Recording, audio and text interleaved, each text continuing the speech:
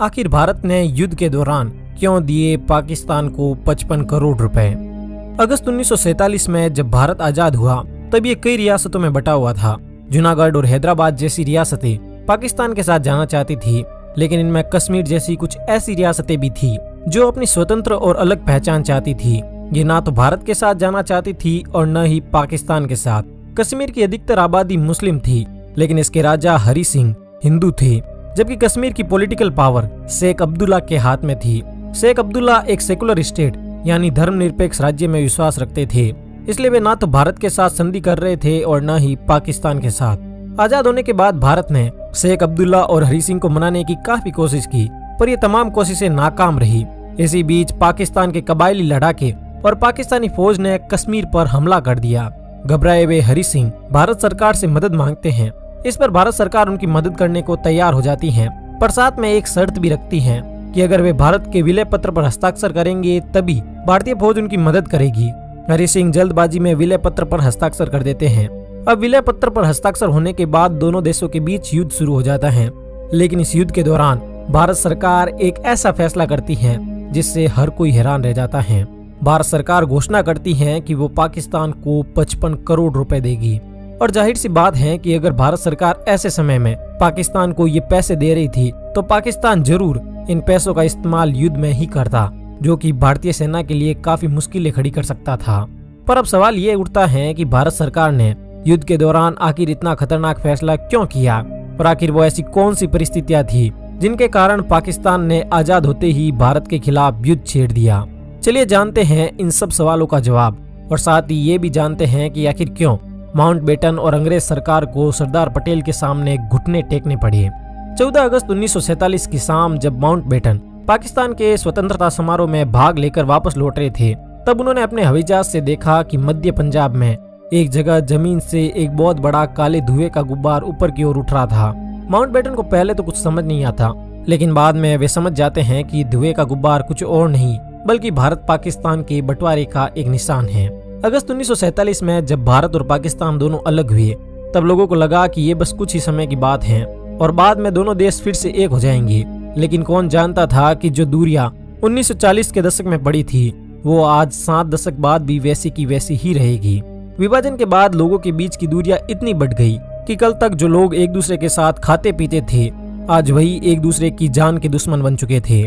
दोनों देशों को जोड़ने वाली रेलगाड़ियां जिंदा ताबूत बन गई थी। 15 अगस्त 1947 को लाहौर से अमृतसर जाने वाली एक ट्रेन लाहौर से तो जिंदा यात्रियों को लेकर रवाना हुई थी, लेकिन अमृतसर पहुंचते पहुंचते पूरी ट्रेन मुर्दों से भरी हुई थी। इस ट्रेन के आखिरी डिब्बे पर लिखा हुआ था कि नेहरू और पटेल के लिए आजादी का तोहफा। कुछ इसी तरह का हाल पाकिस्तान स्पेशल ट्रेन का भी हुआ। यह ट्रेन दिल्ली से पाकिस्तान जाने वाली अफसरों की ट्रेन थी, लेकिन लाहौर तक पहुंचते पहुंचते इस ट्रेन में 2 लाशें भी थी। विभाजन की इस आग ने न सिर्फ लोगों को प्रभावित किया, बल्कि कई रियासतें भी ऐसी थी जिनके नवाब और राजा भी ये तय नहीं कर पा रहे थे कि उन्हें किस तरफ जाना है। पश्चिमी भारत की जूनागढ़ रियासत के नवाब मोहम्मद महाबत खान तो मुस्लिम थे, लेकिन जूनागढ़ की 90% से भी ज्यादा आबादी हिंदू थी। जूनागढ़ के नवाब चाहते थे कि जूनागढ़ पाकिस्तान के साथ मिल जाए, लेकिन जो जूनागढ़ के लोग थे वो पाकिस्तान के साथ नहीं जाना चाहते थे। जब जूनागढ़ के नवाब अपनी बात पर अड़े रहे तो वहाँ की जनता ने नवाब के खिलाफ विद्रोह कर दिया, जिससे नवाब को लगा कि अब भारतीय सेना और पुलिस जूनागढ़ पर कब्जा कर लेगी, इसलिए वो डरकर पाकिस्तान भाग गया। कुछ इसी तरह का हाल हैदराबाद का भी था। हैदराबाद के निजाम और वहाँ की जनता दोनों ही मुस्लिम थे, लेकिन हैदराबाद की भौगोलिक स्थिति ऐसी थी कि वो पाकिस्तान के साथ नहीं जा सकता था। इसलिए हैदराबाद के निजाम ने यह तय किया कि अगर हैदराबाद पाकिस्तान के साथ नहीं जा सकता तो वो भारत के साथ भी नहीं जाएगा और वो अपनी एक स्वतंत्र पहचान कायम रखेगा। लेकिन बाद में भारतीय सेना के दखल के कारण हैदराबाद भी भारत में शामिल हो गया।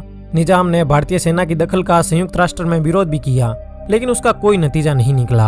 अब हैदराबाद और जूनागढ़ के भारत में शामिल होने के बाद बारी थी कश्मीर की। कश्मीर की स्थिति जूनागढ़ से बिल्कुल उलट थी। कश्मीर की अधिकतर आबादी मुस्लिम थी, लेकिन इसके राजा हरि सिंह हिंदू थे।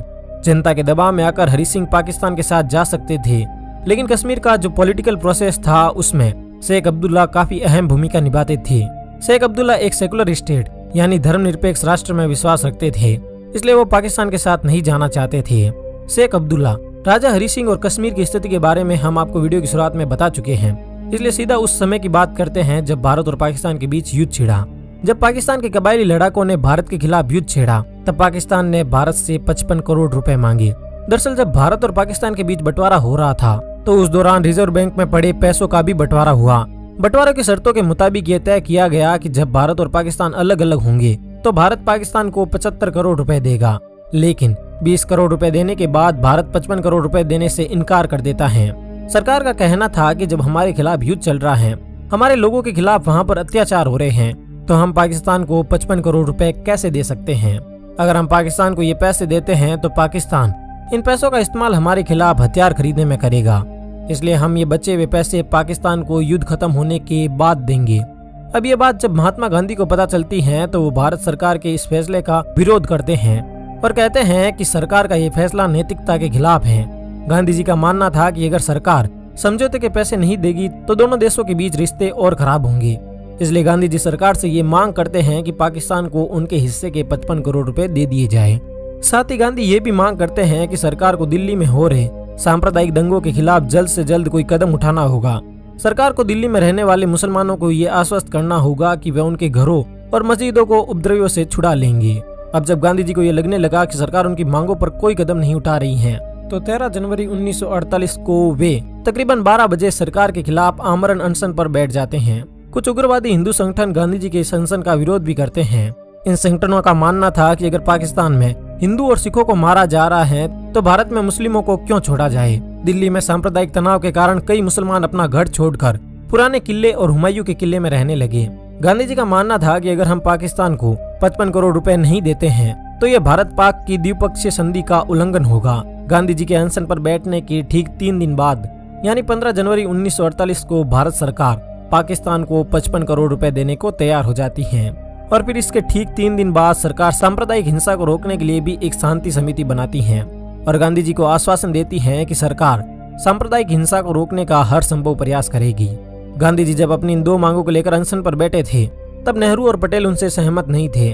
नेहरू और पटेल का मानना था कि अगर भारत पाकिस्तान को 55 करोड़ रुपए देगा तो इससे लोगों में गलत संदेश जाएगा। लोगों को लगेगा कि गांधी जी पाकिस्तान की पैरवी कर रहे हैं, इसलिए हमें पाकिस्तान की कोई मदद नहीं करनी चाहिए। गांधी जी के पड़पोते तुषार गांधी बताते हैं कि जनवरी 1948 में बापू ने जो अनशन किया था वो पाकिस्तान को 55 करोड़ रुपए देने के लिए नहीं, बल्कि उनके इस अनशन का उद्देश्य दिल्ली में हो रही सांप्रदायिक हिंसा को रोकना था। तुषार आगे बताते हैं कि पटेल जी और नेहरू सक्रिय राजनीति में थे, इसलिए उनके लिए जन भावना काफी मायने रखती थी, पर बापू को तो राजनीति और जन भावना से कोई मतलब नहीं था। बापू हर चीज को सही और गलत के पलड़े पर तोलते थे। अगर कोई चीज उन्हें गलत लगती तो बिना किसी की चिंता किए उस चीज के खिलाफ खड़े हो जाते हैं। साथ ही बापू को वादा खिलाफी से भी नफरत थी। अब जहां भारत में गांधी जी सांप्रदायिक हिंसा को रोकने का प्रयास कर रहे थे, वहीं दूसरी तरफ पाकिस्तान में वहां की संविधान सभा के आरंभिक भाषण में पाकिस्तान के संस्थापक मोहम्मद अली जिन्ना पाकिस्तान के अल्पसंख्यकों से ये वादा करते हैं कि पाकिस्तान उन्हें उनके धर्म का पालन करने की पूरी आजादी देगा। लेकिन कांग्रेस का मानना था कि जिन्ना का ये वादा सिर्फ दिखावा था। कांग्रेस के नेता तो जिन्ना से इतना नाराज थे कि कांग्रेस ने जिन्ना के साथ किसी भी तरह का सहयोग करने से बिल्कुल मना कर दिया। 27 जून 1946 को माउंटबेटन ब्रिटिश सरकार को अपनी एक रिपोर्ट भेजते हैं जिसमें वे बताते हैं कि पटेल ब्रिटिश राज की 7 प्रिंटिंग प्रेस में से एक भी प्रिंटिंग प्रेस पाकिस्तान को देने को तैयार नहीं है। हमने जब पटेल से इस विषय में थोड़ा सोचने को कहा तो उन्होंने गुस्सा करते हुए कहा कि पाकिस्तान को अलग होने को क्या मैंने कहा था। माउंटबेटन आगे बताते हैं कि जब मैंने जुलाई में पाकिस्तान से संविधान सभा की बैठक दिल्ली करने का प्रस्ताव रखा तो नेहरू और पटेल ने इस चीज से साफ साफ इनकार कर दिया। भारत के आजाद होने के बाद कुछ समय तक तो नेहरू और पटेल के जिन्ना के खिलाफ सख्त रवैये के कारण भारत और पाकिस्तान के रिश्ते खराब ही रहते हैं, लेकिन बाद में आगे जाते जाते ये रिश्ते थोड़े थोड़े सुधरते हैं। लेकिन फिर 1965 के भारत पाक युद्ध के बाद ये रिश्ते लगातार बिगड़ते जाते हैं। भारत पाकिस्तान के रिश्तों पर आपका क्या मानना है, हमें कमेंट सेक्शन में जरूर बताइए। और आपको क्या लगता है, क्या भारत सरकार ने वो 55 करोड़ रुपए देकर सही किया था या गलत किया था? और अगर आप 1947 के उस भयानक दौर के बारे में जानना चाहते हैं तो आप हमारा ये राइट साइड में दिया हुआ वीडियो देख सकते हैं। धन्यवाद।